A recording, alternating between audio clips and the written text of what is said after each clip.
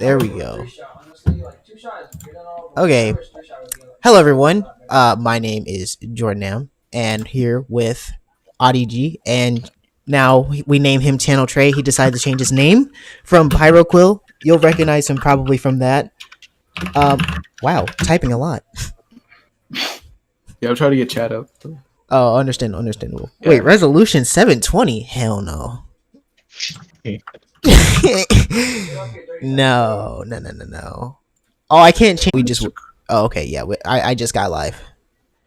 Okay. Make a quick promotion. My link tree.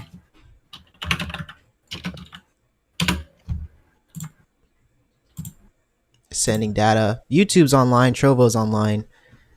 Facebook is still sending data, and Twitch is still sending data. Trovo's online though. It's still.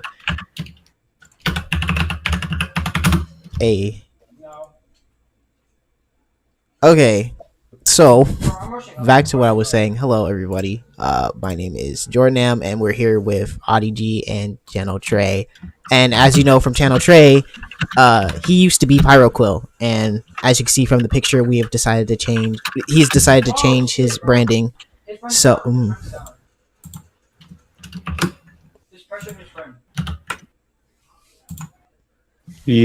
Yeah.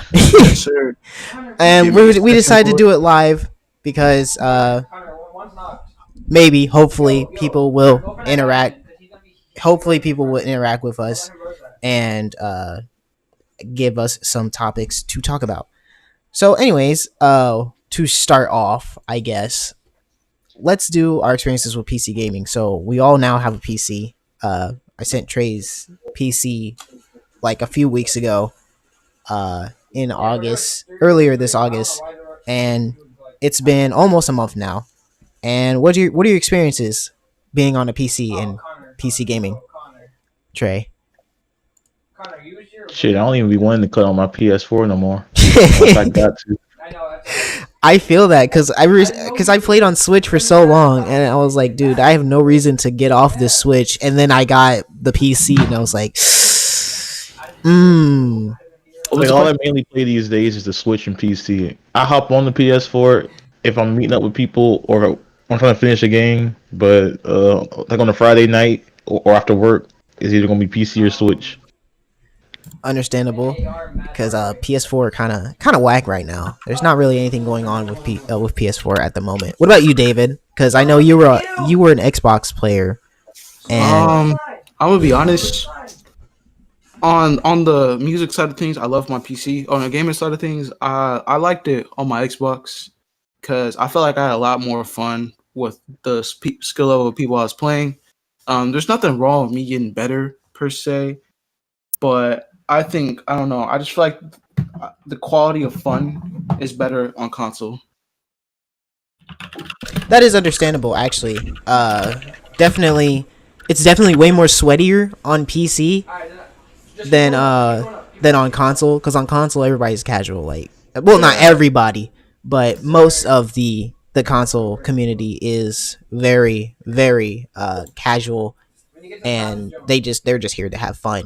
For PC also, players though, also the PC driver updates, and Windows updates, space. Windows updates, space, all that junk takes up a lot of time. And it can be annoying because sometimes your stuff updates in the middle of the game because you schedule it to update at 3 a.m. while you're asleep, but instead they update at 5 p.m. in the evening while you're playing Fortnite. So yeah, that's another thing about PC. But overall, I've enjoyed it.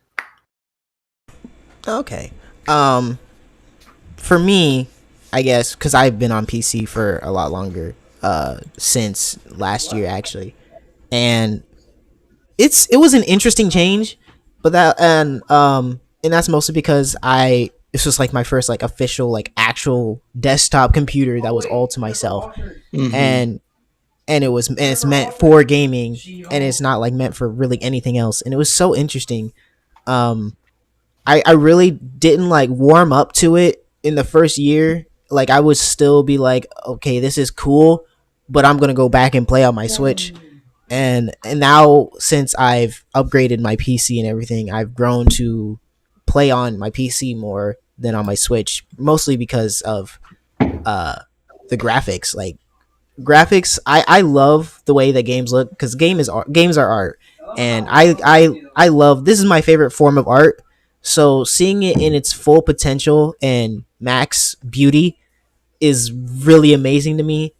And yeah, and also especially frame rates, because I love Switch, but it's not a good place for competitive play at all. And I've always been like a competitive person since I had the Wii U, and even then the Wii U wasn't a very competitive console either.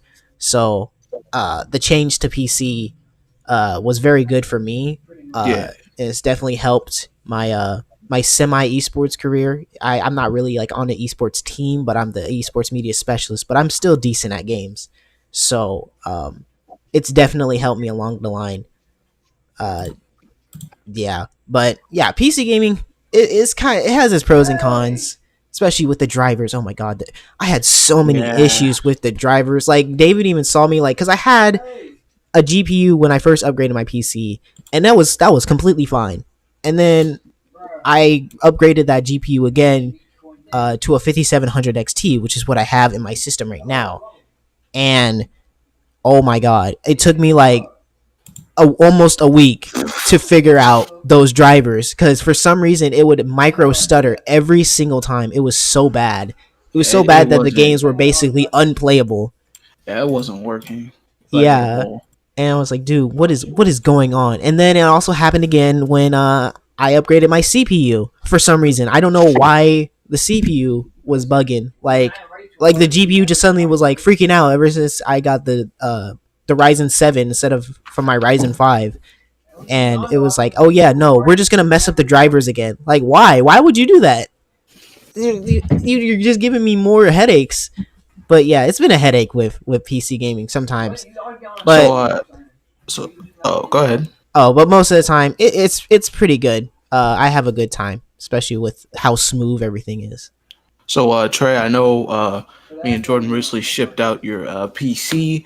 You went through a few college mailing issues because public colleges. But Bro, public colleges are ass how apparently. how's it been like switching from PS4 to like PC?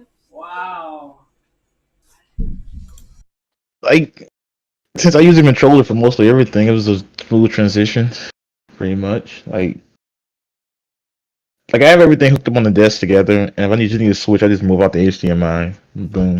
But It's just like I get to play more shit now, and get to play the rest of my PC games that I've had for like 2 years, but couldn't play because of my laptop.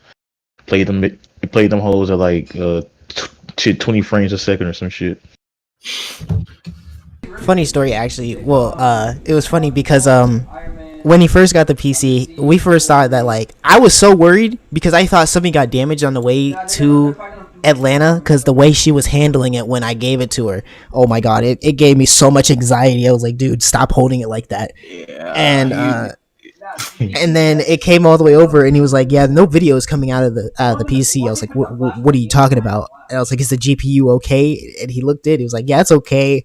And then he got into a video call with us, and I looked, and he put in the HDMI, and I said, wait, Trey, you're putting it in the motherboard, not the GPU. And he was like, oh shit. And then he put in the Yeah, he knocked GPU, that and it shit. worked fine.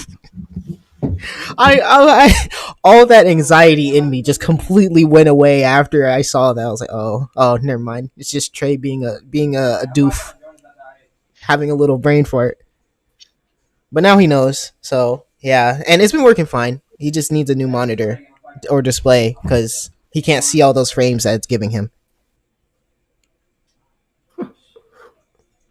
And once he finds 144 hertz, his life will change indefinitely.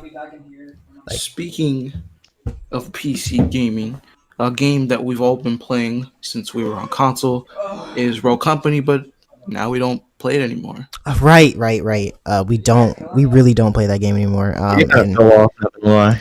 it did, and people have been wondering, like, why haven't I been playing it? Like, I've been asked a lot of times, like, have you been playing Rogue Company, or what's your level in Rogue Company? And I'm like, dude, I haven't played it in like a month or two, and people are wondering why.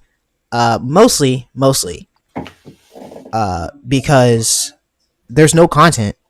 Um, there's only been one new map since last time I played, and that's not okay. I think I just think the reason I'm not playing personally is because the issues and changes we had for the game in alpha, character wise and balancing wise, it doesn't seem like it's changed much at all. SMGs are still SMGs, and if you're not using an SMG, I mean, I don't see like why you wouldn't use SMG considering how broken they are. And then the game lost its spark after alpha. Like there was something about alpha. I don't know if it was the content. I don't know if it was the constant fixing or something. But the alpha was a lot more fun than.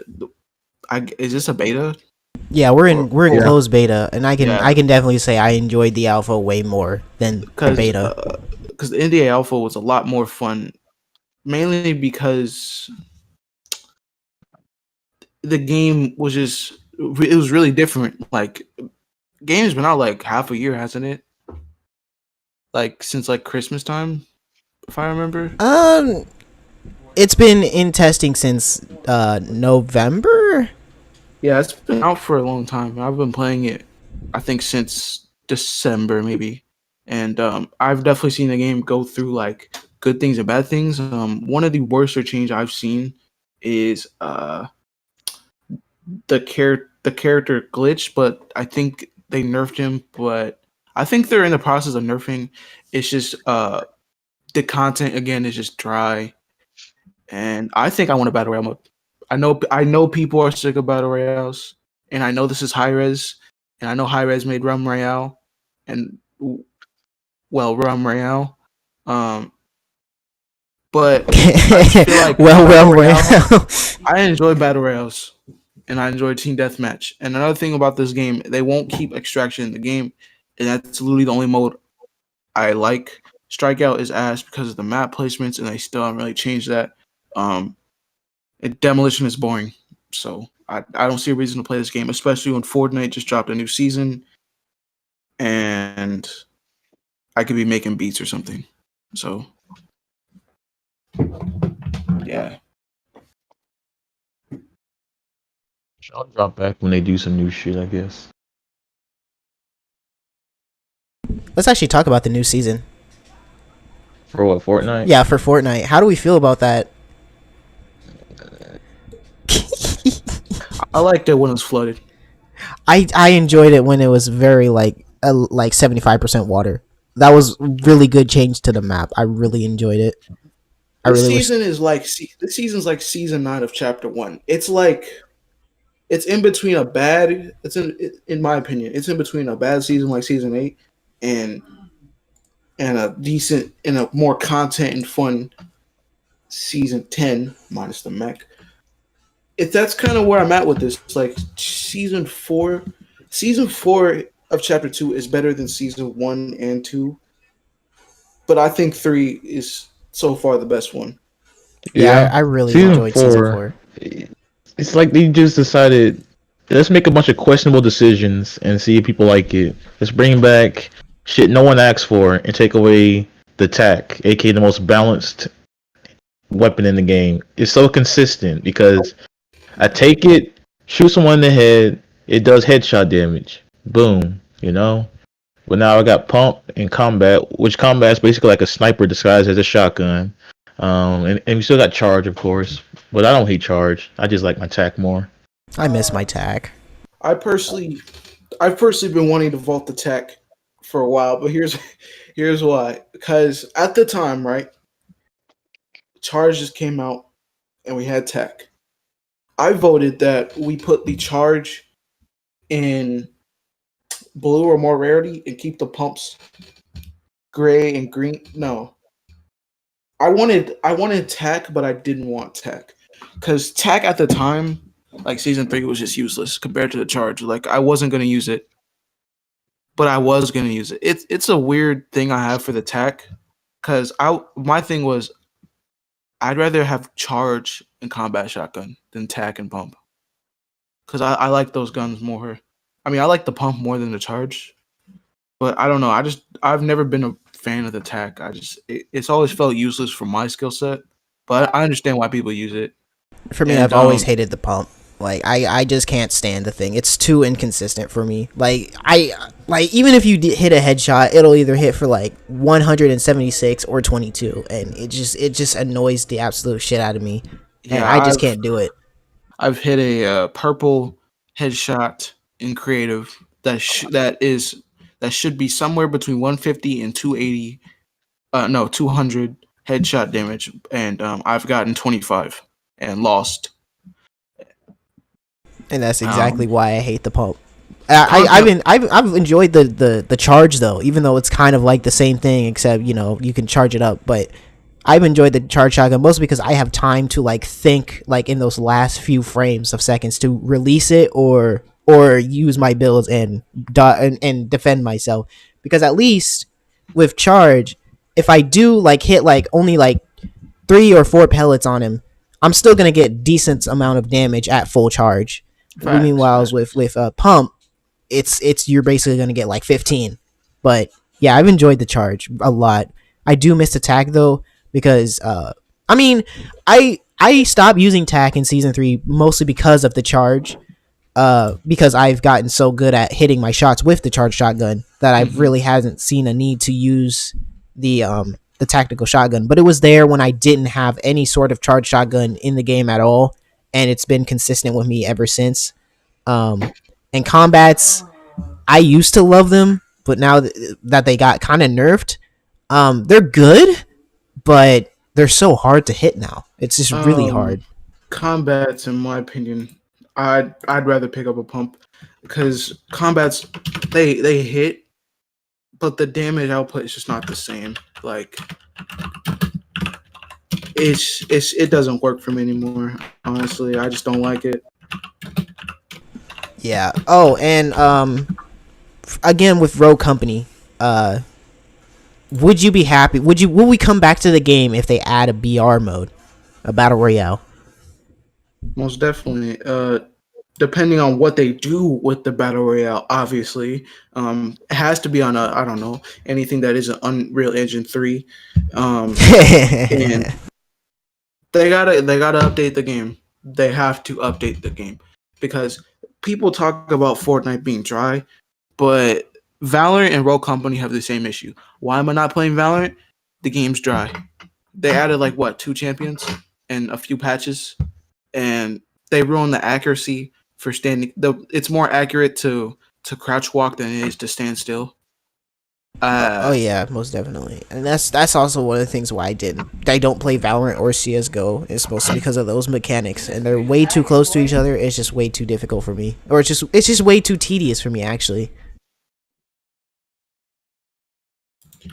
yeah, they have to do the battle route right, and even if they keep it, even if they don't update the game, please, because people complain about Fortnite, but Fortnite updates their game like maybe twice a month. I will take I will take decent sized updates twice a month over little tiny patches that do nothing every week because they're not really adding anything to the game. I mean, sure they're actively fixing the game and mechanics, and Fortnite still got some bugs that need to be fixed. But if you're going by content, like what to do in the game, I mean, personally, Fortnite does a better job of updating the game than Roll Company. And Shit, dare I say it? Even Valorant does better. Like they even added new agents, like ever since they've been a thing, and Rogue Company has released like one on launch of the beta, and we still haven't gotten anything else different except for the Vice map and the whole Doctor Disrespect thing. Even though that's like a planned thing, and I don't really care about that. Despite me liking Doctor Disrespect, I really don't care. It's just taking one too thing I long. can't stand about Fortnite and Rogue Company is that everybody just wants to get kills instead of playing to win the game. Whether you're in because in Fortnite I've been getting W keyed like crazy, and in Rogue Company all people care about now is how many kills they got and how many downs they get, not picking you up, not playing the objective, kills, and I don't like that. That's lame. It's Yeah, boring. the course of like competitive players, in terms of like how they want to play is gotten like really bad, especially in terms of like now everybody just wants to focus on killing instead of actually being a team player and playing the objective. And this is going with like every like a lot of these esports titles now. Uh, it doesn't feel they don't feel like team games anymore, and it's kind of upsetting because that's the point of esports. It's supposed to be like, well, mainly it's supposed to be a team games where Exactly. you work with each other and you have separate roles and you do that, and it just hasn't been that for a while, and it's pretty upsetting. Um, but yeah, Rogue Company has a lot of work to do, and they especially need to stop making Extraction a limited time mode. Good Because that's lord. like the only fun mode aside from Strikeout that I enjoy. I hate Demolition. Facts. Good lord, man. Speaking of games, and high res game companies, we have Apple versus we have Microsoft We have Microsoft, Spotify, and Epic, and Epic the U.S. versus. Department of Justice versus Apple and Google. Personally, I do think um, I do think both sides have done a little wrong. I'm not going to deny the fact that Epic is doing a little too much and is a little bit childish by having a tournament based off what you're fighting for, and Skin was having fire no though. Not gonna lie. having a skin to demonize who you're fighting for. I get that you don't like them, but it's just a little bit childish in my opinion. But no doubt, I think my main problem with this is that they're saying greedy versus greedy company, when in reality it's monopolistic greedy company versus greedy company that also gives back to the community with free games and other things. And it actually it is. I mean, every company is greedy. Every company needs money to live and breathe. But when Apple constantly, you think when you break down Apple, they make a ton of money off their laptops. A workstation is 50K, and my PC is, $570.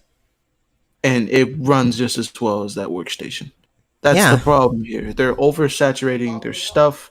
They're they overcharge everything. They overcharge their phones, their laptops, their What Apple likes to do is they like to give you a nice feature that you like to buy the phone, and they give you a nice OS to look at. But the problem with Apple, they slowly take those things away and make them. and make it available in the newest, more expensive uh thing. And then like, oh, guess you got to buy that one. And yeah, it's really upsetting. Apple's really scummy. And but especially with uh the App Store development like charge revenue share, Mhm. 30% for anything is just way too much. Like I'm sorry, but like even with Nintendo, Xbox, PlayStation, um, all the other stores like PC stores, it just costs way too much. 30%. I feel like I would definitely pick Epic Games' revenue share over everybody else solely because that they only take 12% and I keep 88% of my stuff. So So Trey, I know you got an iPhone. I know you're Apple. I know you're an Apple guy. I personally like Mac OS and iPhone OS. Not really the company itself though, which is why I've yet to get one. yeah, But Mac Trey, OS isn't bad. It's just that how the do you feel laptops are. about the Apple versus Epic?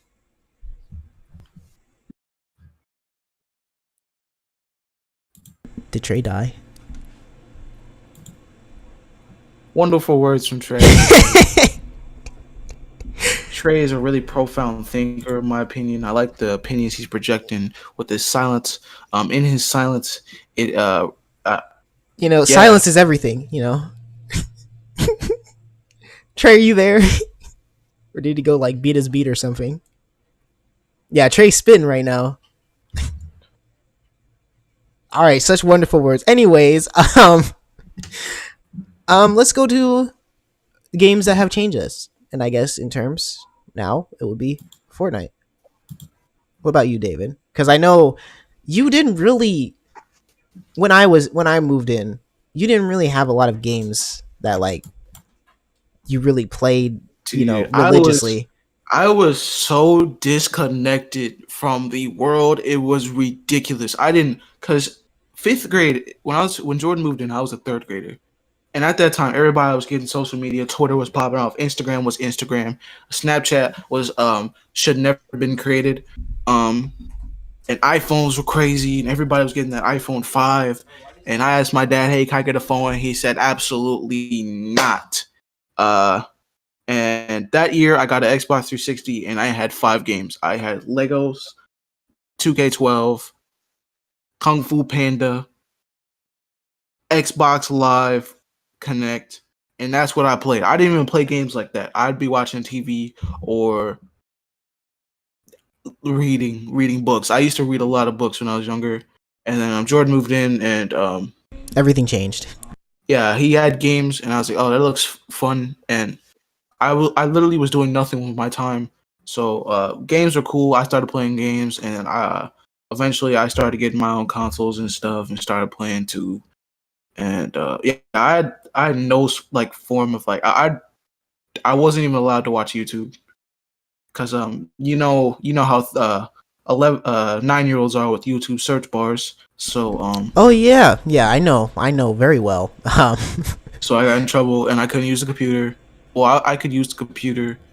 I used to we had this really trash computer and I used to play like flash games and stuff like that. Dude, that Oh computer yeah, was so bad. Like I never realized how bad it was until I actually started getting into PCs, and I I, actually understood what was on like the label. It was like like it had 512 megabytes of RAM. I was like, dude, what the hell? it's so weird because Jordan wanted to be a music producer. Like he was producing music when he moved in, and I wanted to be a YouTuber. And like over time, I saw what Jordan was doing with music, and I was like, that looks way cooler than YouTube. And then I And slowly started becoming more of a YouTuber. Like I started uploading more games and stuff because I was more inspired by Red Wolf Gamer and Markiplier and a lot of other YouTubers, and I was like, hey, I want to be kind of like that.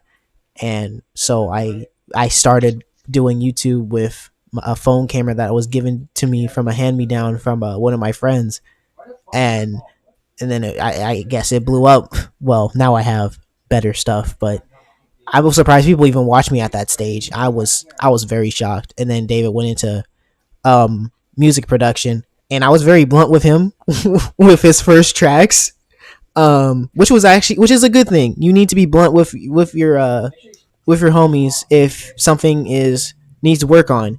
yeah, And Yeah, all the niggas it is trash. like all the niggas at school were like, bro, this is heat. And they were hyping me up, and I then felt he came inflated. home and showed it to me, and I was like, this shit's ass. And it kind of hurt his feelings, but it did help him get better, and now he's at the stage at where he's at today, and that actually um what you mean inspired me to go back and make more music as well. So and then Dave is also being a YouTuber again too. So it was kind of weird. We're kind of switching over, and now we're finally merging again. I wanted a Xbox One since 3rd grade when it came out, and I didn't get one until I was in 8th grade because one when it came out, $700. Bro, That boy was fat, yes. nowhere to play it.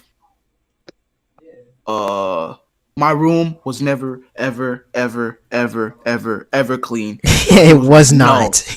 no, you are not getting that box until you clean that damn room. I cleaned it for like a day, and then Shit yeah, was it still just wouldn't dirty. be clean. It was funny. Well, also ridiculous, but also kind of funny. But yeah, and ever since he got the Xbox One, and like actually before that, he watched me play Fortnite on my garbage black laptop that he has now, and I used to hate that game. Like I'd see people playing it and I'd be like, that game's fucking garbage. It looks stupid. It looks dumb. I could never play that. And I was like, I play PUBG instead because in 7th grade we were like, yeah, we play PUBG, not Fortnite. And then I played one game of Fortnite. I was like, yeah, this is he saw me playing and he was like, well, "Dude, you're playing Fortnite?" I was like, "Yeah, it's actually pretty good." And then he finally got the Xbox One and then downloaded it, and then I got the Switch, and we both played it, and we were like, "Dude, this is great. This is amazing." Um, But yeah, it's really changed our lives, especially with me in my esports career, because I haven't had this much of hand eye coordination than I've ever had in any other game. Even like when I played Overwatch, League of Legends, Paladins, other games, it never clicked with me, and then Fortnite completely clicked with me, and I've grown with it. And a lot of these games, I've definitely become like decent from the start with them. So yeah, it's definitely changed my life, and I really do appreciate the game. Even though at sometimes I'm like, why do I play this game, or this game's kind of Right now, dumb this right now. current season, Wait, what, Trey? like with this current season right now. Bro, it's a love-hate relationship with this season. I love it because there's the Marvel abilities and whatnot, and I also hate it because of the Marvel abilities and what. I get nothing else to play. I mean, that is true. There's no games that are coming out except for the Avengers, which is coming out soon. I'm not going back to competitive 2K and Pro Am and grinding my game out just for next year. Is going to be the same game, except I can't transfer my character. And I'm not playing Valorant because the rank system is static. I'm not playing Rogue Company because I already explained that earlier. I'm not playing Realm Royale because Unreal Engine 3. There's nothing else for me to play. Dude, I can't believe people even literally. actually played Realm Royale. Like, to be honest with you. Some people log in every day, excited to play. It's like, I don't see it. I don't see it either. Like, I remember there's one dude in Rogue Company server who was like just religious on Realm Royale. And Malcolm and I played with him like one time, and he was so sweaty. I was like, dude, this game, there's no tournaments for this game. What are you so sweaty for? But yeah, the game's definitely changed us. It helped us get a better bond with Trey, actually, because Trey didn't really talk too much in the server until like Fortnite came around and we started playing together. Because back then I didn't really I'd use Discord, but it was just like I was lazy because I didn't feel like. I was the same way. Like, I never checked Discord. Like, at the time, I was Facebook. Like, everything I needed was on Facebook, so I just stayed there. But then as time went on, I was like, I'm sick of Facebook, and most of the homies got a Discord too. So fuck Facebook. Yeah. And then the doctor said fuck Skype. So I only got like one friend who stays on Skype, and she won't use Discord yet because I'm not a gamer yet. Man. Discord is not for gamers anymore at this point. Let me uninstall that shit app once and for all. God damn. I literally sold my thing with Discord and social media, right? I built all of my social media, all of my followers on IG. I built it off. I stole my dad's old Samsung S3 in like 8th grade again for like the third time, and I was like, okay, I'm not using this in public. I'm not carrying this to school. I'm leaving this here. So I had to have something. Like, they wouldn't let me get a phone. So I used that until I got a phone from school that I still couldn't have around my parents. So I had to improvise. I guess I got out the mud or something. I don't know, whatever that's called. It's called the struggle. And since I couldn't have my phone like out in the open, so I never checked on anything, like especially Discord. I didn't start using Discord until I got like an actual phone from my dad. Hero said I got banned from Roku server because I said that Roku was bad and I got attacked by someone and I defended myself. Yeah, I saw that. Yeah, I saw that. It was kind of stupid. Because Hero, somebody said, should I buy Real Company? Hero said, no, it's waste of money. It's not a good game. Somebody got butthurt in their feelings, and Hero ended up banned. I don't understand that. I think that was it. Sherix that did it. Yeah. Yeah. I mean, like, yeah, fuck that nigga Sherix. Damn. Okay. That man's a mall. He takes his job way too serious. He's like, I don't want no one talking back to me. I gotta have everyone fear me because I'm a Discord moderator. You hear me? I'm a Discord man. Shut the fuck up. God damn. I'm gonna be honest. I unsubbed. That's crazy. That's crazy. Anyways, Faz kicked you? What? Faz? Wait, really? Damn beat. Oh, that's Oh, true. right. No, that's right. It was. It was. I don't know, man. Like, I mean, I have every right to criticize your game in front of your face. So if you kick me for criticizing your game, that says a lot about how your game development. It is kind of weird But to like not being able to criticize a game in a server. Royale, Rim Royale's Reddit. That's how that went. But like it was, I remember when one guy, it was Madamus. He was talking about how Realm Royale was bad in his opinion, and somebody, I forgot who it was, but they were like, I don't think it would be smart to trash on a game from the company server, and then he just ended up leaving because that was, I don't understand. Like, I feel like, you would be like, okay, why do you feel that way? That's how I would be. I'd be like, why do you think it's bad? And not be like, well, if you don't like it, then leave. Like, it doesn't, I don't feel like it should work like that. But Angel says, imagine being a Discord mod. Yeah, dude, it's everybody Those guys that's yeah, those guys are weird, man. Discord mods, lame, completely lame. It's usually mostly the. Then again, I want to bring in race, but it's mostly the people who have mayonnaise skin color that take their mouth a bit too serious. Meanwhile, yeah, everybody else are like, "Hey, man, I'm just warning you to chill out," and that's it. In fact, I'll give people like 5 warnings in a row, and then like, "Hey, man, I need you to really chill because I don't want to have to kick you." man, The only way I'll do something like serious on the first attempt is that they just like really really wilding, like they just come out in a voice. Yeah, they just come out chat, swinging and just start shouting hard art.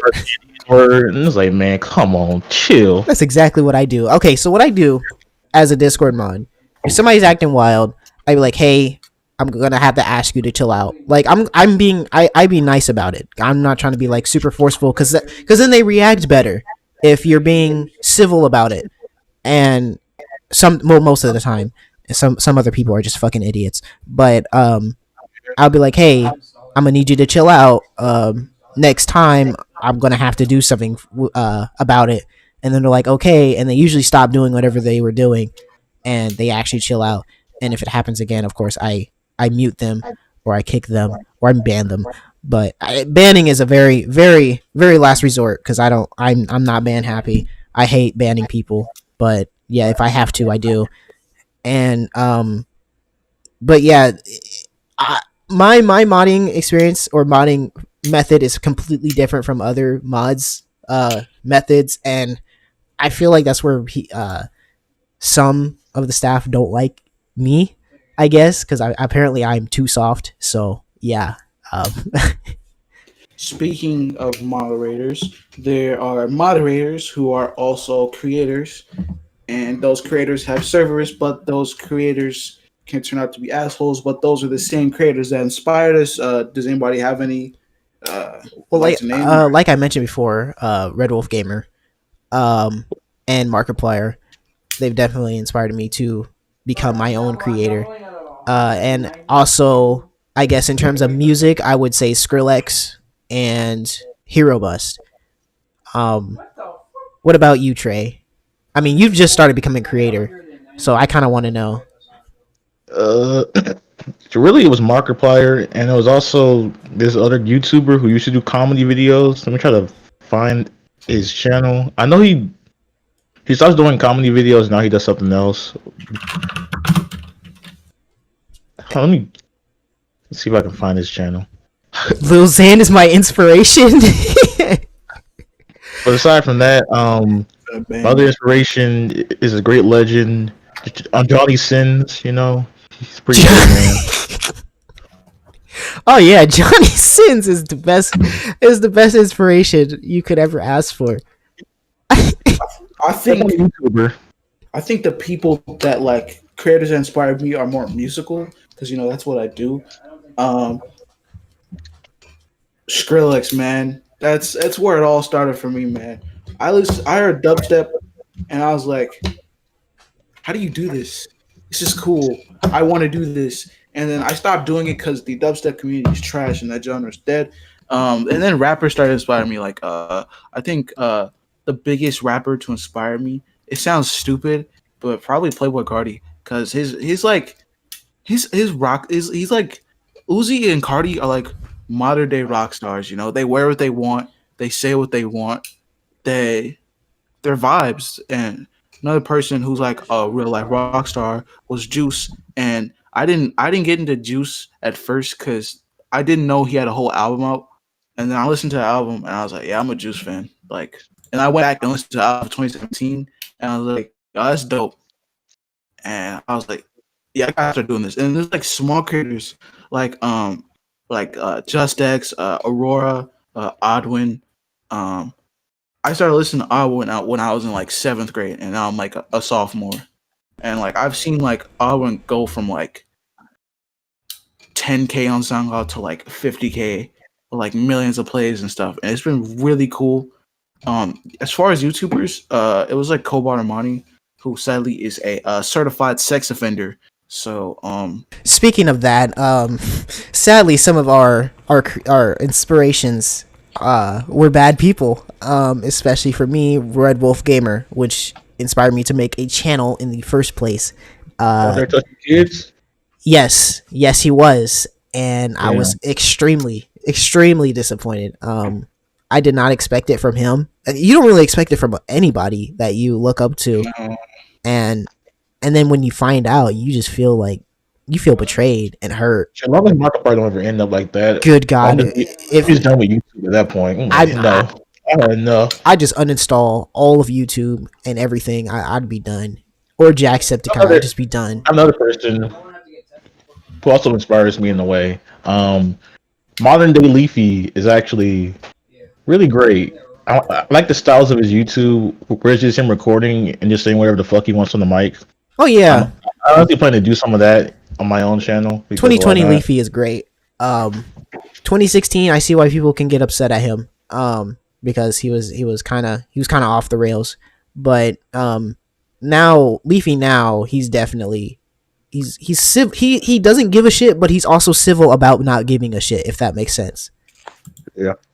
Cause like with the whole Pokimane thing, he was at least actually giving decent amounts of criticism, even though all the Twitch streamers didn't really focus on his actual criticisms and only focused on his side jokes about that she's a 2 out of 10 or whatever, and which was really annoying. I was like, you guys are not actually like listening to the whole video. You're just focusing on him talking about how she looks, and that's you guys are missing the point entirely. Keemstar inspired you? I mean, if he does, he does. For me, I like Scarce more. I was team Scarce, but Keemstar is kind of growing on me, even though he's still kind of an asshole. But what I mainly like about these new renditions of these doo-doo ass YouTubers from 2016 is that they're planned. They know how to attack. They know how to efficiently get their point across in a funny and entertaining manner. They're not all over the place, and they have opposition. They have a real purpose this time, and not just to attack random people on the internet for clout. Like with Keemstar, yeah, that guy's still probably a fucking racist, but he knows how to start drama and how to get the money from that drama. He's a smart businessman, to be honest with you. He's a genius. Let's make videos like him then. But then there's people that didn't age well, like H3H3. Oh my god, I hate H3H3. In my opinion, I feel like his time's done. Personally, I liked him when he was doing skits and personally kept his mouth shut about things that he didn't understand. But yeah, they have an opposition. They know what they're doing. They know how to win the battle, and they always have an out. They're Leafy's been 3 steps ahead of people the whole way through since he came back. Yeah, people thought that he took an L when his YouTube got suspended, and then he made that video and he revealed that he made $4 million off the whole 143 days that he stayed. And I was like, dude, that's not an L. That's a gigantic, massive W, and that's just from the ads alone on YouTube. He probably even made more off of his merch that he was selling as well. So this guy's a millionaire, and he has no reason to give a fuck anymore. Yeah, it's fucking ridiculous. But he's not lying to his player. He's not lying to his fan base on like H3. Now H3, man, Leafy rent free in H3's head, dude. He's just so angry towards like He's like what 30, and he looks like he's 59, dude. I thought that man was at least 40 something. Exactly. But no, he looks so like old. 43. Who?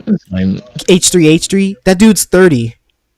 I've seen 60-year-olds that look younger than his ass. Exactly. Man, what the hell? I was like, dude. When I first heard that, I was like, are you serious? That can't be for real. That actually cannot be for real. And it was, and it was like, okay, I guess so. But yeah, H3 is a shit guy. Especially since he just throws around, I love how they call Leafy a racist because he said nigga, but like H3's like legit just used hard R and hard F, like, and people are fine with it. That because it was either a quote unquote joke or it's comedy or whatever excuses they want to make for that piece of shit. Like, okay. Now my problem with this is every time you bring up H3, they say dark comedy. I'm like, okay, and then they say, yeah, if you how like, why do you hate H3? Like, it's like well, what about Filthy Frank? Filthy Frank's like what started the dark humor. I said, if you think Filthy Frank is the representation of dark humor, you're more than likely the reason his channel's gone, because he's making fun of people that act like that. Exactly. That was the whole point of the channel, and apparently people just missed that completely. I don't know how people missed it, even though it's in his description. But of course, people don't read descriptions, do they? So, yeah. People don't read it all. But yeah, H3. We none of us like H3 in this room. So, I liked him for like 1 week, and I was like, yeah, this nigga kind of boring. I liked him when he did that FUPA act, and then I found out the FUPA act was a scam. So I was like, never mind. That man conned all y'all asses. Yeah, and his father has a law firm already. So I mean, like, he really finessed everybody out of their money. So yeah. Speaking of again on creators that have fallen off, like especially when in terms of pedophilia, for some reason apparently everybody wants to touch kids. Mini Lad. I never liked that man to begin with, but it felt really different when I heard it was like, oh yeah, he's been touching children. What was it? What did you guys? How did you guys react to the news of that? I'm not surprised. That's my reaction. Of who? Mini Lad. I didn't know who this nigga was. Yeah, I did. I only heard him through Vanoss and C Nanners. He was the side character to both of them. I was like, oh, another lame's a pedophile? Damn, that's crazy. I faintly heard of him, but I was like, yeah, I'm not surprised. Everybody a pedophile these days on YouTube. Apparently. He sounds like a pedophile. He did sound like one. And like, remember when K-pop stans tried to ruin Joji's career because they barely knew that Joji was Filthy Frank? I do remember that. That was a very short cancellation phase that didn't work out. Of course, like usually. Because most people were like, we know. We just don't care. Exactly. Anyway, back to bopping his music. Yeah, exactly. But yeah, Mini Lad, I never liked him to begin with because he liked to start drama with Vanoss, and after he split away from Vanoss because he didn't like being the side character, and like he didn't want he wanted to be his own person and stuff, and of course after he left, he started talking shit about Vanoss and his group. He was like, are they still playing Gmod? Or like, are they still playing Fortnite and shit like that? And he really tried to make Vanoss and his group seem like villains when really he was the villain himself. And then he really came out to a villain as soon as everybody started exposing his ass. And then they were living rent-free in that man's head for a hot minute. Exactly. And Vanoss, he's like one of the most wholesome YouTubers that I've seen. He doesn't really do anything. He plays games and that's it. He plays Gmod, he plays Fortnite, he plays GTA. That's it, and he's been successful off of that. And for some reason, he wanted to pick fights, and nobody was going for it. And yeah, we're talking about Vanoss and how he was like he didn't really like do anything. It's just that Mini Lad just liked to talk shit. And he tried to slander him too, saying like in the private Discord server that they were talking shit about other YouTubers, and then they debunked that really quick. And it's just really Mini Lad being a manipulative piece of shit. And he stays being a manipulative piece of shit because in his latest video, with his Minecraft video, he tried to say that he's took 1 month off on a mental health journey. Like, okay. That man dipped out of America. He said, "Oh, I got caught. You're not gonna, you're not gonna take me alive." They not finna press charges on me. I'm out of here. But yeah, he really moved out of the U.S. to go to Ireland so he can like wait out the charges. And, like it's fucking ridiculous. I'll be back. He, I can't wait for like the FBI to be waiting for him at that airport. Like, hey, man, like, I see you in a hot minute. You want to take a ride with me somewhere? Like, where are we going? Don't worry about it. We're just taking to a We taking you to a nice nice place, a place fit for you, and people like you. give us But 3 meals a day, hot bed, hot nigga next to you. You know, you vibing. hot Let's nigga go. next to you, named Tyrone. It's okay. I miss etiquette, dude. We all do. It's, he was also an inspiration actually. Um, he was wild. He was like one of the best YouTube streamers. I didn't want to do YouTube to begin with. Yeah, and like yeah, like I said, he was one of the largest YouTube streamers. Like he pulled in like hundreds of thousands of viewers almost every stream that he did. I And didn't watch too much of his stuff, but I always saw him hype, and he made me want to do like the Twitch and YouTube stuff. And he made me hype for the Nintendo stuff again because I kind of fell off around the Wii era. I was like, I got a 360. There's not really much I care for on the Nintendo side right now. But after seeing him, it's like, oh, shit, I'm all Nintendo again. So now I got a Switch. This is fun. man, he was such a hype man for the Switch. It was crazy. I was surprised that like Nintendo didn't like. I know they retweeted him like one time. Sakurai did when they did the Mewtwo reveal. But thank you for the cheer, Angel, for 5 bits. Thank you so much. But yeah, he hyped me up into getting the Wii U and the Nintendo Switch because I was very on the fence about getting it, and I was like, I don't know. I don't know if there's any like games for it that I would want to play. New Ninja's Poggers, his Black Lives Movement comments are awesome. Wait, really? Hold on, let me actually look this up. Apparently Ninja has Black Lives Matter movement comments. Ninja's been all over it, bro. Ninja's been tearing the L's out to everybody, man. I appreciate it. What are your thoughts on Fortnite Season 4? It's a mixed bag. Like, it's fun, but it's also like, why the hell did they do this decision? Ninja's such a polarizing character. He makes sometimes I see him and it's like, all right, he kind of spitting. Well, the other times I see him, I was like, all right, I need this man to shut up. I'm gonna be honest, Leafy, Keemstar, Ninja, Trump, 6ix9ine make the internet interesting as fuck. Good lord. I'm gonna be honest. Yes, they're stupid and dumb, but man, they're pure entertainment. Just them thinking that they're speaking facts while everybody's just looking through the glass like. Man, white people as a whole are pure entertainment. I can watch them all day. Right. Like, it's just this country. better than TV. Shit. Twitter is a streaming platform. I don't care what anybody tells. Twitter is a streaming platform. Oh yeah, it pretty much is. Like, all you need for internet, you don't even need cable for entertainment. You just need Twitter. You just need internet. That's it. Twitter, boom. You don't need no cable. Exactly. You just find some of the wildest things on Explore, and then there you go. It's fucking ridiculous. But You can read some really wild things. I guess there's one Twitter page that I follow. I'm really thinking about unfollowing because some of the stuff they post on here just make me want to hurt black people. HBCU. Yep. Bro, some of these tweets, bro. Hold on. Let me see if I can read some of them off because, oh my god. There was one that was talking about how this girl, she wants her stepsister to eat her out because she want to see how she look. I mean, her twin sister, because she want to see how she looks while she's eating pussy or whatever. And it's like, man, come on. Who thinks of this?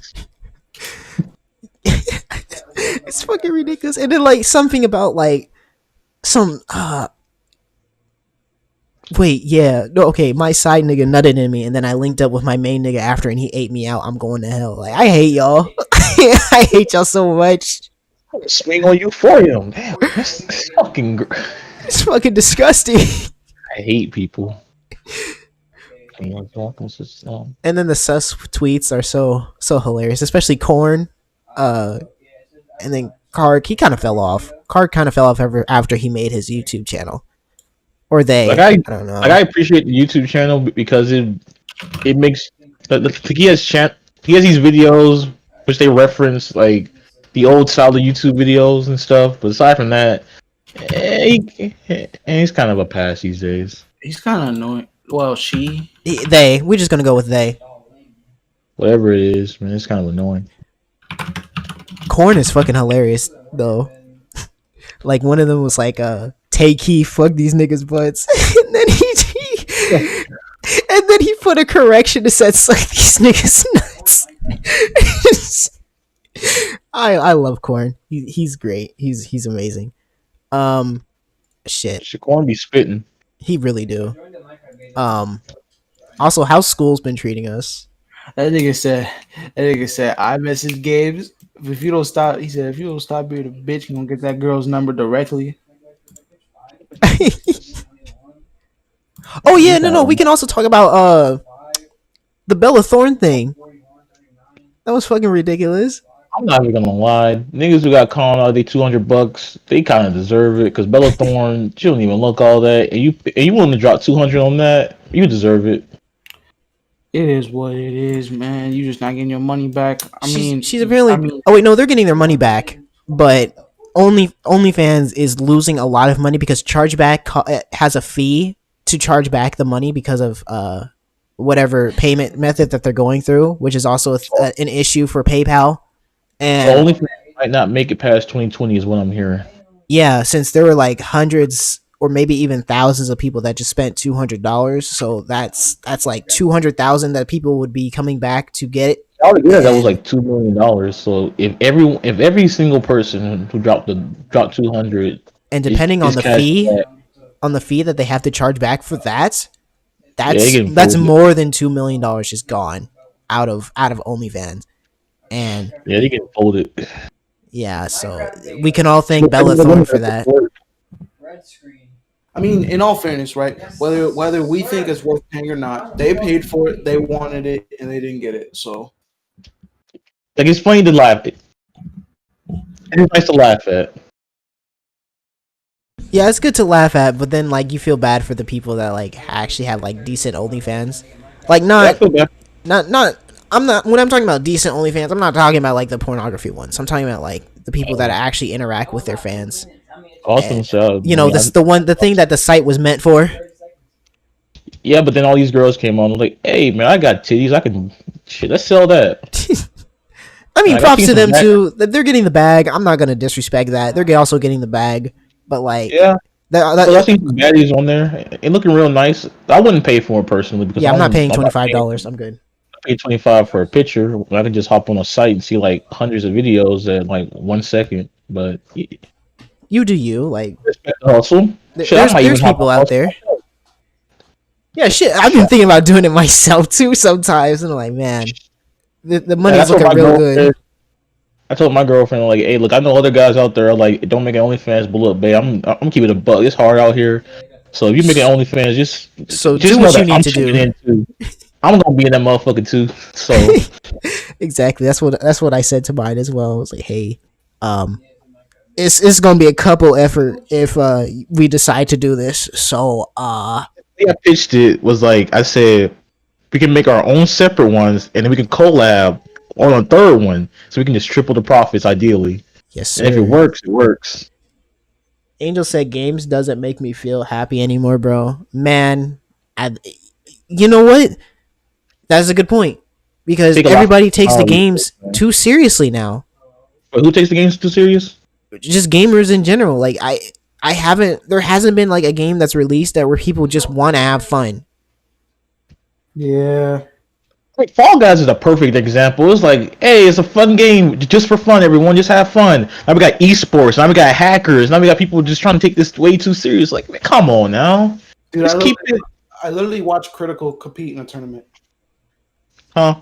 I literally watched Critical compete in the tournament. Okay, so like Twitch Rivals, I get that. Twitch Rivals is where it's like streamers and content creators playing a game. Like I don't care about like that's cool because that's just plain fun. Esports and hackers, it's not that serious of a game. Like I don't know if they're trolling or not, but somebody already has like a Fall Guys esports team, and I'm sitting there like, you gotta be fucking kidding me. You have to be fucking joking me. It's not that serious. It's fucking ridiculous. And of course, people in the Fortnite community are always like, "Oh, the casuals ruined Fortnite," and I'm just like, "But the game was built on casual play. Yeah. It only became competitive later on and added a ranked mode and whatever. Like the whole game was built off of casual play. And a lot of these games are built off of casual play, and everybody just has to make it competitive. Everybody wants to based on casuals, but it's like we fun the game too. So shut up. Gamers aren't shit. Yeah, they aren't. At this point, they aren't. Especially this year. Wait, man. It's people that complain about the weirdest things in video games these days. Like, if you have a colored hair, if you have a white girl in your game whose hair is dyed blue or whatever, it's suddenly a social justice warrior game. If you have minorities in your game, that's bad. If you have black people, gay people, anything in your game, if it's not a white man and a white woman in your game, it's bad. And it's like, come on. I remember when there was this article from IGN, and usually IGN's a hit or miss for me. But there was one article where they were pointing out that there's not enough African American main characters in games, and that's facts.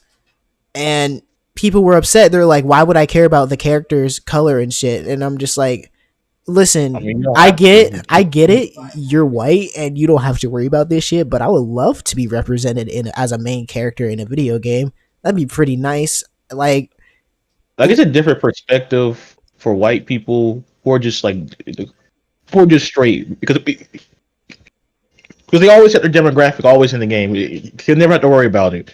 But it took me a bit because at first I was just like, I don't really care about representation myself. You know, it is what it is. But as time went on, I started thinking about it more and like, representation is not a bad thing, and we slick kind of do need it because if we get more minorities out there, we can get like everything. They can make certain demographics look cooler instead of just making it seem like a stereotype as they already are. Like, if you get more cool black characters out there, we'll get some better images of us instead of just the typical thugs and gangsters, because that's all people want to make movies of with black people. Is typically. Oh yeah, most definitely. It's really annoying. I'm gonna keep it a buck. Jordan Peele movies suck. Jordan Peele movies are ass. All of them. I was alright with the first one. Get Out. Isn't there a second Get Out? No, there's only one Get Out. Get Out was alright. Yeah, Get Out was okay.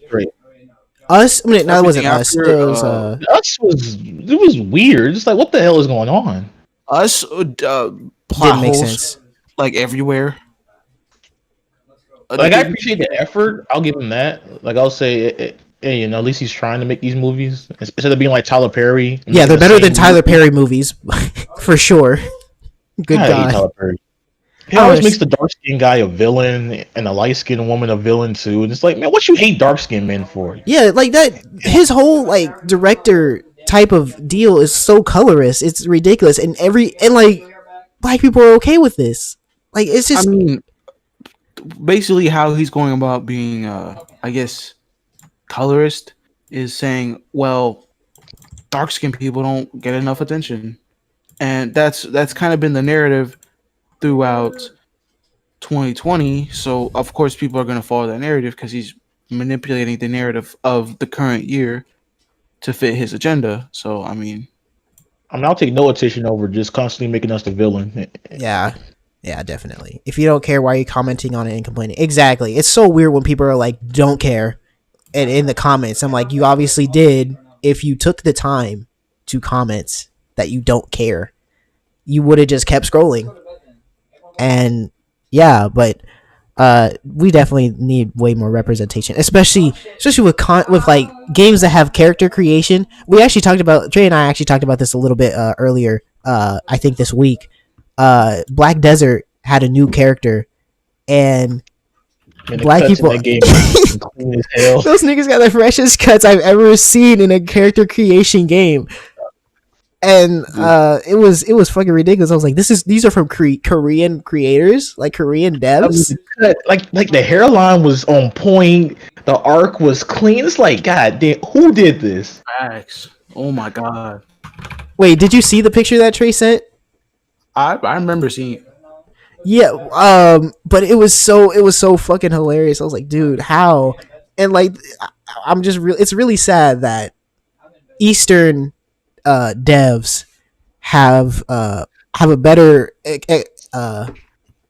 have a better understanding of black people than the Western devs. It's kind of Because sad. over here, all we get is just afro and dreads. Yeah, So, we just get afro and dreadlocks, Well, and that's it. a little bit more than that, homie. I'm not asking for 50 hairstyles, but at least like a third option. I'm not asking for 70 hairstyles like you do with every other race. I just want 4, please. Just a little bit. Give us a part, something. Give us something. Like, I know it's good in Ubisoft games.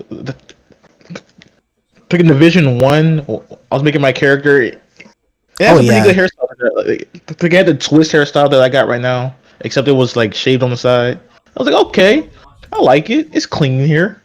The Division 2 also has good hairstyles for African Americans. It's still like it's been pretty consistent for the Division. Yeah. And that also brings into me like why Western devs they really like to try and push their like ideals on Eastern devs as well. Like especially when it came to that Uzaki-chan controversy. Yeah. That was awful. Like they were trying to get at like that she looks like that she's too short to have like large breasts and shit. And I'm just like, you do realize that there are people built like that, right? She had a friend in college who's short. She's like 20, like about to be 21. She's short as hell. Looks like she's 7. And I'm like, real people like this exist. I just want y'all to know that. Instead of just assuming that. At school, when I was a freshman, she was a senior. She was 4'10". Yeah. Like, no disability or anything. She was just really small. And they're just built like that. And it's just so weird for like people from the West to be like, oh, you can't do that. There was a senior in my school, 5 foot. Oh my god. Yeah. See, no, that's an actual thing. Like there are people that are short and that look younger than they actually are. Yeah, that happens a lot. Yeah, it happens a lot. And then they try to like remake Uzaki to where she looks, in their definition, proportionally correct, which also in itself is not a good thing. That's kind of shaming as well. That's also body shaming. Fat as shit for some reason. It's like, man, why's everybody gotta be fat with y'all? Like, shit. Exactly. Not everybody is fat. Not every human is fat. There are some that are curvaceous. There are some that are just a little bit thick on the side. There are some that are really skinny. Not everybody is fat. It's just kind of ridiculous. Like they did this with the with female superheroes too, where they're like, if female superheroes were like correct or proportionally correct, and they had them all fat, and I'm like, dude, what? Like that's kind of messed up. You're basically like that's just not okay. It's just body shaming. My hips don't lie. Just grow. Yeah, you're right. Just hit the weights, and then you'll get taller. Oh man, it reminds me of those girls that are like, I can't date short guys. I remember that one tweet where it's like, I can't date short guys. Hit the gym, fat ass. I was like, what? That makes no fucking sense. But okay. Yeah, speaking of that, it's always like a weird topic. Like everybody wants to say it's a preference, which it is, and it's fine to have like if you don't want to date someone who's shorter than you, cool. If you don't mind it, cool. But don't like just leave it there. They're trying to make fun of them and shit. And don't shame others because they aren't that. Yep. If someone says, "Oh, I don't like fat bitches," then you just take that and move on instead of just trying to go on Twitter and cry about it. I'm like, this nigga didn't like me because I'm big, and then you got all these commenters going like, "Can money keep you happy?" Yes. The guy and stuff, and it's like, man, just let him move on. Hero asks, "Can money keep us happy?" I'm keeping a buck. Growing up poor, yes, it can. Yes.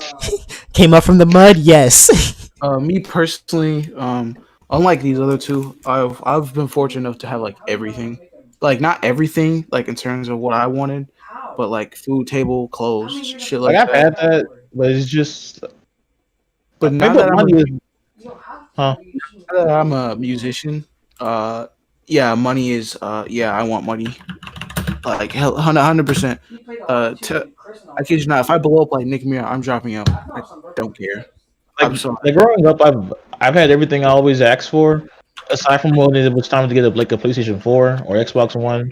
My mom stopped at the 3DS because she was like, "I'm no longer buying you anything," so I had to buy those on my own. But like aside from that, I got mostly everything I asked for as a kid. So nothing it wasn't so much as me growing up struggling or anything. But when it comes to money, though, money will make a nigga happy. I think I got a taste of struggle when Jordan moved in, and all of a sudden, like I couldn't get like the nicest things I was getting before because we had two other people living in the house, and it was just kind of like I couldn't get like that really nice Nike shirt. I had to get like that cheap Marvel shirt now because Yeah. we started to pay for Jordan's school clothes, and now we went to the store to shop for school clothes. I couldn't get the most expensive shoes anymore, which is why I started wearing Vans because we still had to shop for Jordan school supplies and stuff. So I got a taste of not having everything that you want when they moved in. Yeah, because you had a lot more money to run around because there was only 3 of you, and now there was 5 of us. So then, the money had to be split longer.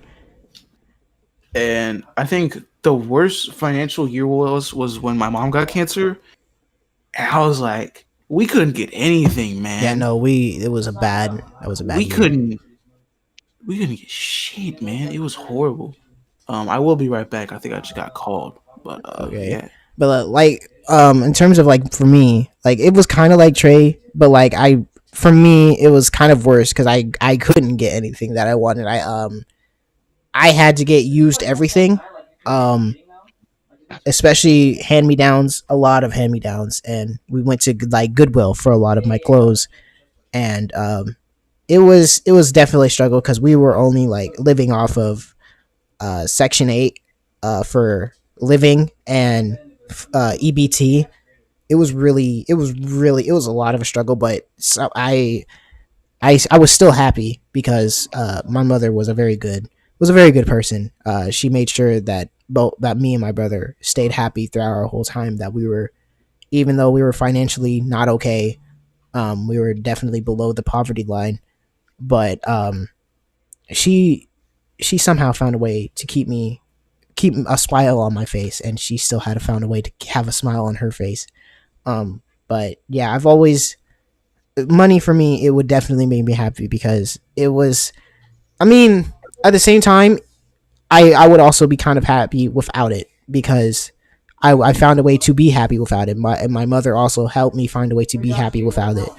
Um, even if we didn't have all the newest stuff, especially internet, because I didn't even know that like certain consoles had come out or not. Like I didn't even know that a PS3 had come out until like 2011, and that had come out like 3 years before that. And even a Wii U, I did not know that thing existed. I thought the Wii was like the latest thing that Nintendo had, and I found out about a 3DS because I saw it on our digital box TV, which would just have the regular non-cable channels, and it was a very interesting life that I had to live until I moved after everything happened, and I realized that like college and stuff, like I definitely need money.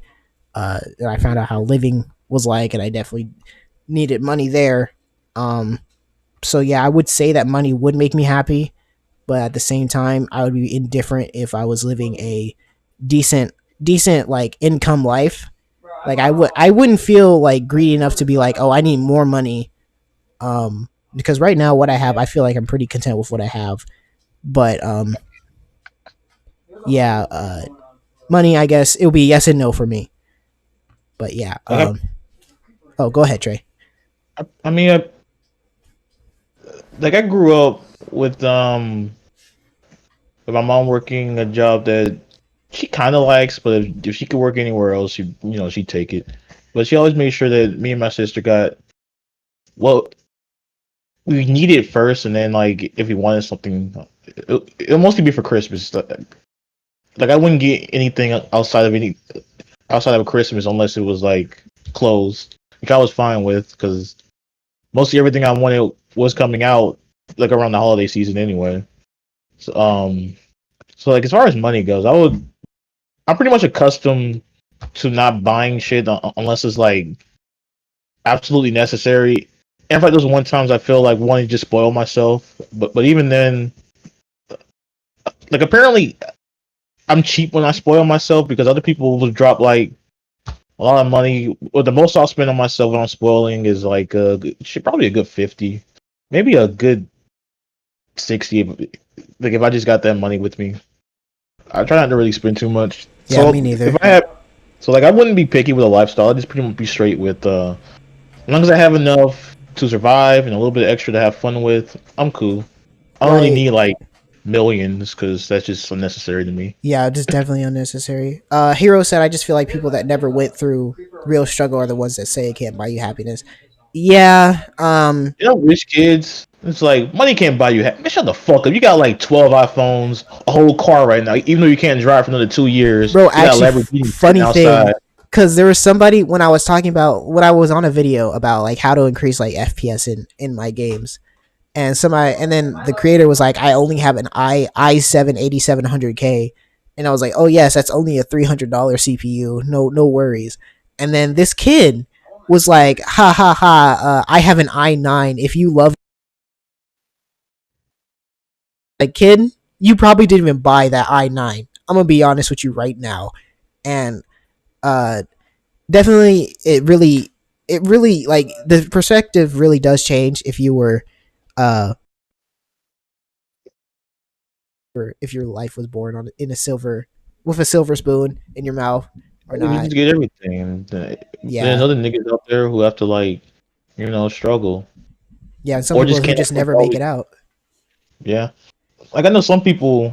This leads into the PS5 and stuff discussion where like everyone's talking about how they're getting a day one. And there'll be some people that are like, I won't get it day one. I'll probably wait because it might be expensive. And you get all these other people that are like, it's not expensive if you're gonna spend years playing on it and having fun. It's like, I mean, I can have fun with something and still find it expensive. Like I'm Exactly. not gonna like I dropped 300 on my PS4, but I'm not gonna say that's not expensive to me, even though I was able to afford it like 3 or times over at the time because I was working on an internship. I could afford to buy 2 or 3 PlayStation 4s at that time, but I still found it expensive because that's just a heavy purchase.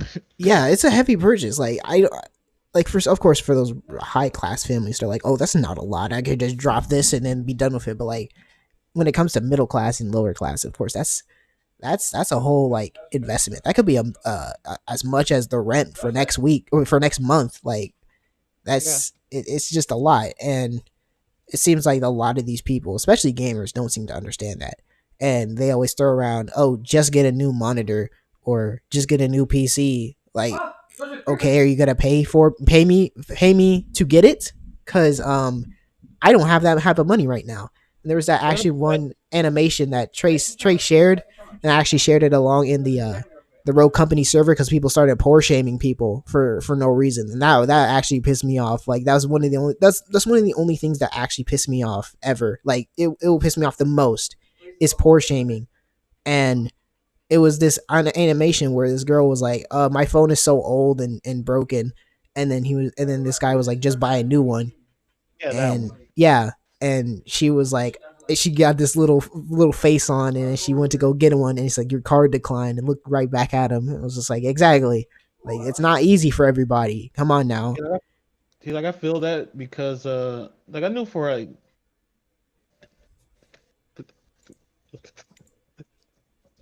I last got my phone from my mom around like 19 or 20.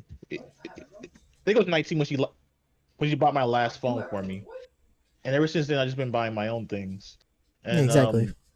right now, I just upgraded. Like I'm getting a new iPhone 8 Plus, but I've been rocking my 6S Plus for a hot minute.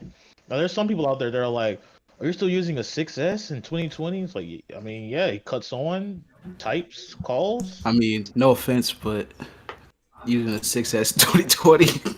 Shut the fuck up, dude. I'm sorry. I'm not even trying to be disrespectful. But like, and then what the question I'd be asking, be like, are you still paying monthly for that phone that you just got? Because I know you didn't pay for it all in full. Because I don't see anybody dropping $1,200 on a new phone right off the bat. They're doing this shit too. Like, oh, you're using an Android in 2020? Just grow up and get an iPhone. Shut the fuck up. Man, half of these Androids are better than the iPhones that are out. In my opinion, Apple versus Android. All right. Apple, in my opinion, has a better operating system and a better. Though I like the way it looks more, and I like the way it runs more. I like their messaging system, and I like their iMessage games. Why would I rather get a Droid though? Security. Apple iPhones have the worst security I've ever seen. Oh yeah, most definitely. Especially in terms of like your data being anything. Screen record so people can some stuff you're doing. The iPhone community itself is bad. Yeah. And yeah, that's and the iPhone honestly, community is so toxic. I feel a bit more comfortable with a Droid at the moment, probably because I just haven't had an iPhone yet. But who knows? I just Droid is a bit more comfortable. I think iPhone is easier to understand for people that aren't like us, like aren't tech people and like kind of smart. I don't want to say it's for dumb people. I just want to say it's for people who don't know as much technology about us. The average consumer. We're not the average consumers. Android's more for like creators because I use my phone. I manage some of my music on my phone as well. iPhone, you can do that too, but iPhone's more of a recreational phone. Android isn't. Yeah, most definitely. And like I said, it's using both. Like a pro and con of both. Wait, can they hear me? Because I started with Androids, but oh, hold on. Androids are really good on their own. Wait, Jordan? I'm here. Can you hear me now? Yeah, I can hear you. Okay, cool. I was saying like iPhone is like we're not average consumers. That's what I was trying to say for David. We're definitely not average because we know a lot of the tech specs and everything. So yeah, that's all I wanted to add in. And Angel said every phone community is bad. Yeah, but the iPhone community is especially like. I've never been more bullied in school for having a certain type of phone. Yeah, from the iPhone community, it's really terrible. People talk about you shouldn't bully for what people have or people who are less fortunate for you, but then they bully people for having a certain phone type. And that's one of the dumbest reasons I got bullied growing up. That didn't start for me until 7th grade, until I had a Droid, and people were like, "You don't have an iPhone," and it got so bad to the point. I remember there's a period of time where people wouldn't text people if you had a Droid. I remember before I got into a relationship, and I was on Bumble, and I matched with this girl. And of course, girls always have to message first on that site. And she messaged, "Sorry, I don't talk to people with Androids." And I was just sitting there like, "Are you serious? You're 19 years old and you're still judging people on what phone they have? Come on now." Like that happened in high school, where like it'll be these people who just got an iPhone. It showed the next day to school like, "Oh, I don't speak broke." Or they'll have like a fucking cracked iPhone 4S and shit, and it's like, "I don't speak broke." Like, nigga, your phone's barely fucking functioning. Shut the hell up. Like, you got a crack in your screen. What the hell are you talking about? Also, I know this is weird, but I pick phones based on my style of like clothes and like what I wear. It's weird. I pick almost everything. It's not like aesthetic. It's just what fits my personality.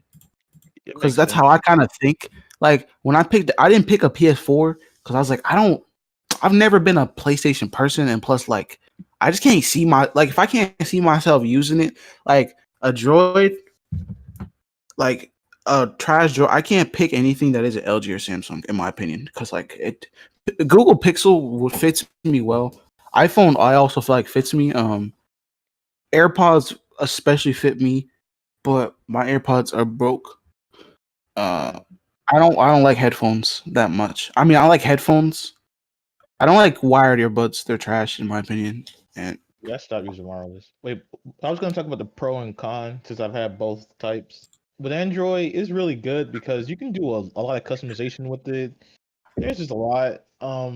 Like, as far as security goes, it's pretty much it pretty much falls upon you because it can be as good or as bad as you want it to be because it lets you download pretty much anything you want. So it can be as good or bad as you want. It's hackable like all phones are, but Tweakbox is probably the greatest thing ever. I can't even cap. But the only con I have with Android is that like as far as Samsung goes, because I don't know how the other devices go. I think with Pixel is different, but as far as Samsung devices go, you get like 2 updates and then it's dropped, which isn't bad if you're the kind of person who gets a new phone every 2 years or so.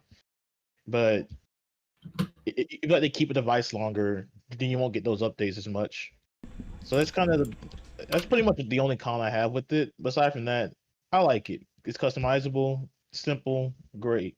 I'm not all that simple as iPhone, but yeah. As far as iPhone goes, in its own right, it's also great, but it's really overpriced. Like, only reason I have an iPhone Extremely right now is overpriced. because, like, my first one was given to me. Second one I bought for like 180, and now I just bought this new phone, which was like 255, so it wasn't that bad for 8 plus. Um, it gets updates for a hot minute, and after they got exposed for slowing down other devices, they made that a choice now because they're like, oh, we got caught, so now we have to legally make this a choice. But yeah, But for me, I usually I go with utility over aesthetic, but like aesthetic is always very important. Um, yeah, for me, for what I did for my, especially when it comes to my PC, I didn't go by aesthetic because like people like to do like Intel and Nvidia setup and whatever, and of course those cost a lot. For me, I did AMD. I do like the aesthetic of AMD, like with being like RGB and like overall kind of red. But of course, I made my PC have a green aesthetic on it, or green RGB lights. So but yeah, for me, if I had to choose another phone, I would choose either OnePlus or yeah, OnePlus. I've heard is really good. I'm trying to cop a Pixel. Yeah, or a To be Pixel, honest. or a Pixel. yeah, I'll probably use like a Pixel or a OnePlus. The only reason I went with this again was because there's a couple of apps that I have on this phone that gets updated on here first, and I just prefer to keep it. And I like the iMessage. Now, I want them to make like a it would kind of be harder because on Android there's like a bunch of different devices, but I know they're trying to make something like that where they have like their own messaging service over there. It has all these cool functions. If they I can like perfect that, I'll like it. I like iMessage, dude. I'm so serious. If I ever get an That'd be iPhone, great. Did they try it? if I ever get like an iPhone, I don't think I'm. Yeah. The other Actually, issue for it's like like Google Hangouts, but Google Hangouts, who the fuck uses that? yeah, but another issue is that when people start discriminating against like other phones is like for the main thing is when people are like Android cameras are trash, which is not true anymore. Griffey's single every Eh, single video from Griffey. Well, not every single video, but almost all his videos are shot with his Android. Now some are shot with his iPhone, but for the most part, they're shot with his and you can Android. barely And tell the difference. Let's be honest here. you really can't. Nobody And noticed then until he said something, and I was like, "Oh, now all of a people sudden the are like, camera's "Oh, the trash." quality's bad." It's like, no, I like, mean, like he has. I mean, let's be honest. iPhone, top notch iPhone or top notch Android, whether or not, any it can look good simply because of lighting. It really doesn't matter. Well, there's yeah, also software because it seems that people seem to forget that even if you have all this great camera hardware, you need to have good software to accompany it. So, and then people for some reason use like Snapchat to take their pictures, and of course, the Snapchat pictures aren't going to be the best because it's not using its official camera software that's used to make it look really good. yeah. And Wait, but like in general, I see people make these shit comparisons where they take like $100 a really cheap Android and they'll compare it to like the latest and greatest iPhone iPhone. X They're look like, the camera quality on this is terrible. It's like, oh wow, I couldn't have seen that coming. It's almost like it's $100 Android compared to like a $1,200 iPhone. I would hope the iPhone has a better camera. and you never see any of them compare like a Huawei P40 or a Samsung S20 Ultra compared to an iPhone because they know that the camera quality is either on par or even better. They're always doing like a So funny, mid-range phone. the breaks off the other iPhone that came out that year. Oh They yeah, got a Huawei fancy absolutely destroyed AIO. everybody, and OnePlus 7T also destroyed everybody. My friend has that phone right now. He loves it. Like when I But saw the that was pictures that were taken from a OnePlus 7T Plus, I was like, "Yo, this is amazing." Like I'm surprised even a phone has like even this type of power with their phone. It's with their camera. It's just crazy.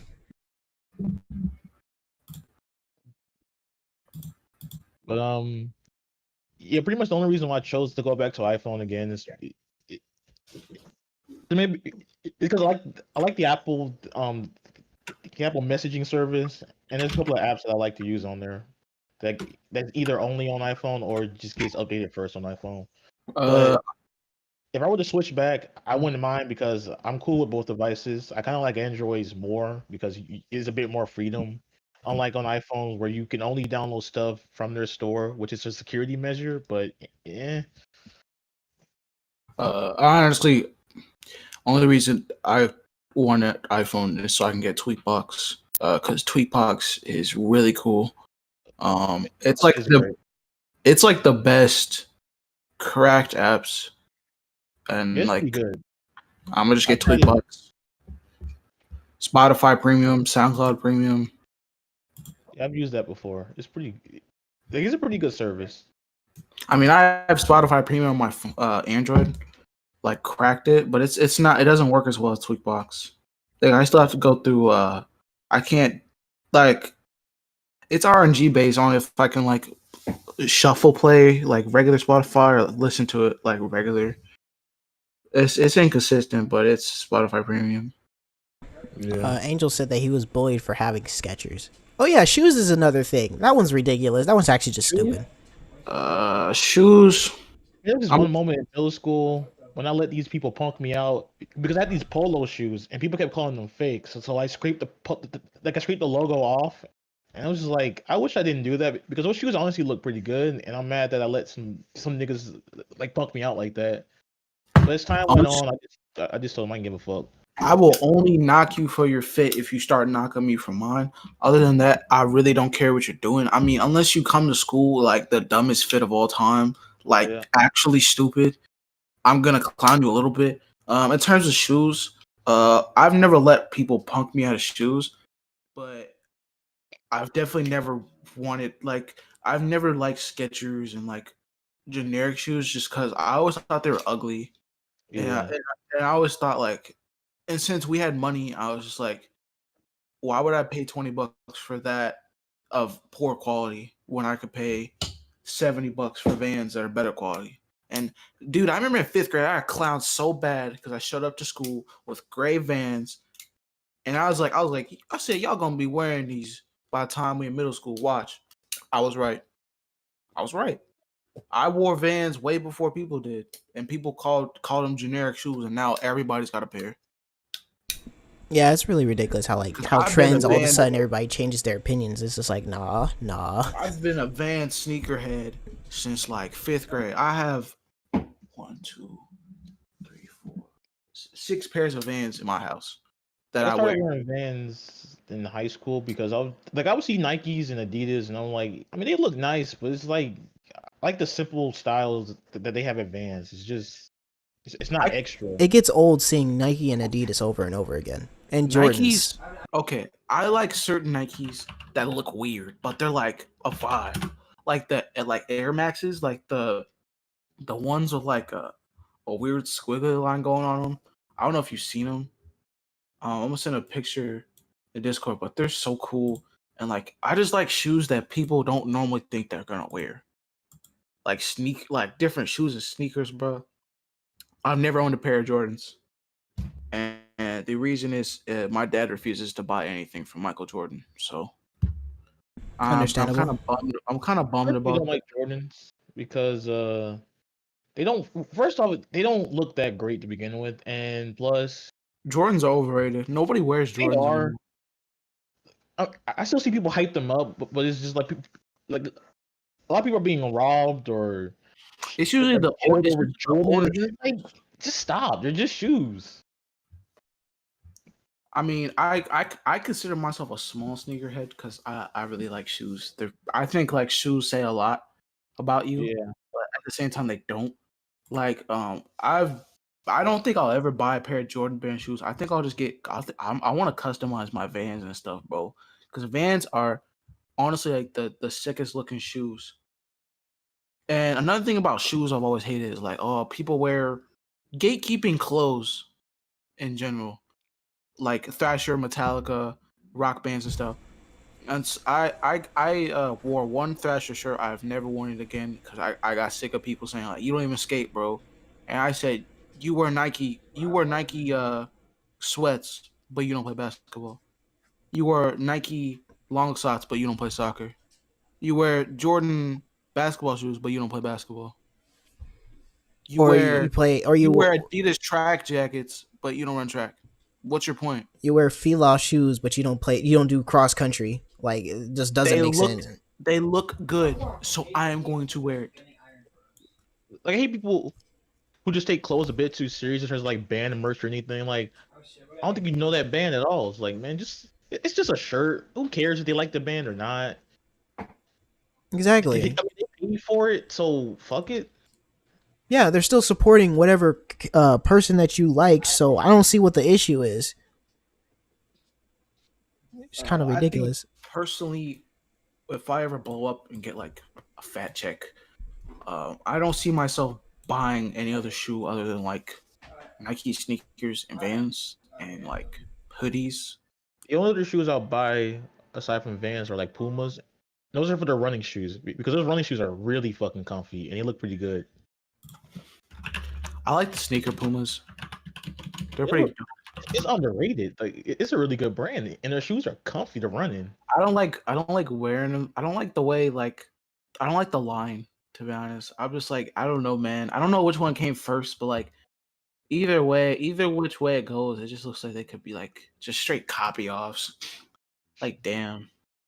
Vans were really popular when I was in middle school. Everybody Pumas were popular. Everybody had a pair. Like Pumas were like the Vans back then. Yeah. And then Vans started coming up, and nobody wears Pumas no more. So that's pretty sad. sad. I'll wear running shoes. I don't think I like the regular shoes they got, but I'll take the running shoes any day because it's just comfy as hell. Oh yeah, another one of those things, especially if we're talking about clothes. There was this one post on Twitter where they were talking about like where people get mad that small black businesses are overcharging their stuff, and then somebody was like, black owned doesn't mean like discounts are cheap, and it's like, unlearn that. And it's like, no, like, you don't start off with insane prices. It's like everyone seems to think that everyone has money and buys Gucci and shit. Like, oh yeah, there was that. They were like, if you can buy Fendi and Gucci, you can buy things for black-owned businesses. I can't buy Gucci and I can't buy Fendi. All right, if I go to someone and they're selling me something like a shirt, a single shirt for $40, and I say that's expensive, I just find it expensive. I probably don't have the money at the time, or I just don't feel like dropping 40 on the shirt. Here's my problem with black-owned businesses.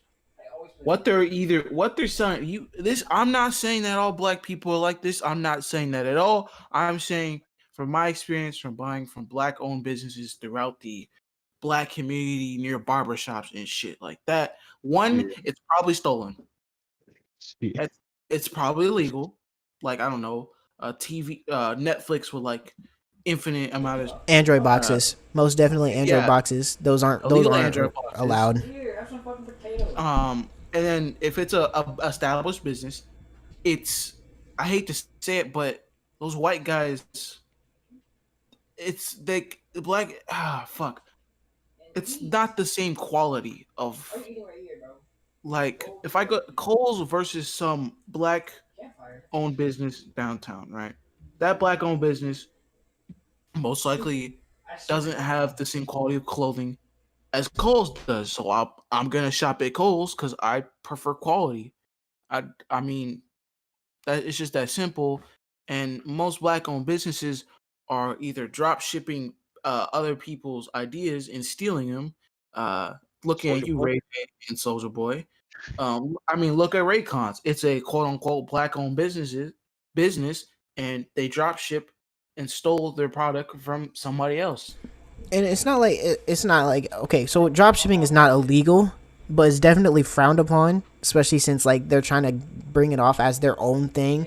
Because like it's in reality, it's just not, and they're trying to make it out to seem like it is, and they're trying to be like, oh, and they upcharge it from the original drop shipped item, and it's just really ridiculous. Uh, and then there was this other one where it's like, where somebody commented, they're like, yeah, people spend $40 on a t-shirt with a small logo of someone on a horse, and I was like, polos have never been $40 from what I bought at all. Where they get their polo from? Because polo's the cheap brand. That's the brand that everyone goes to because it's cheap.